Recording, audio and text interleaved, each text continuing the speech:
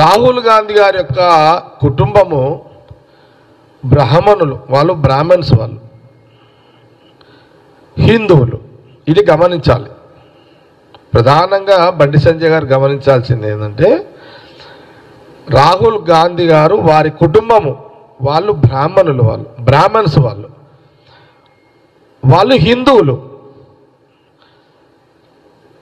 లేదు బండి సంజయ్ గారికి ఏమైనా డౌటా, బ్రాహ్మణులు హిందువులు కారు అని ఏమైనా డౌట్ ఉంటే అడగొచ్చు ప్రశ్న. బండి సంజయ్ గారు ప్యూర్గా వాళ్ళు బ్రాహ్మణులు, వాళ్ళు హిందువులు. ఈ జవాబు బండి సంజయ్ గారికి సరిపోతుంది. రాహుల్ గాంధీ గారి తాత పేరు ఏం పేరు తెలుసా? ఫిరోజ్ ఖాన్ గాంధీ. ఏం పేరు? కొంచెం పెద్ద ఉందా పేరు? ఫిరోజ్ ఖాన్ గాంధీ అనే పేరు. ఆయన ఎవరు? ఒక ముస్లిం.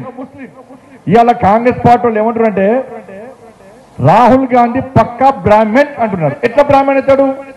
రాహుల్ గాంధీ తల్లేమో క్రైస్తవురాలు. ఎవరు? ఏం పేరు? ఏం పేరు? సోనియా గాంధీ. రాహుల్ గాంధీ తండ్రి రాజీవ్ గాంధీ.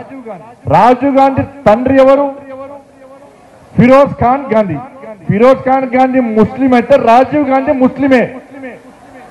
మరి రాజీవ్ గాంధీ ముస్లిం అయితే రాహుల్ గాంధీ ఎవరు?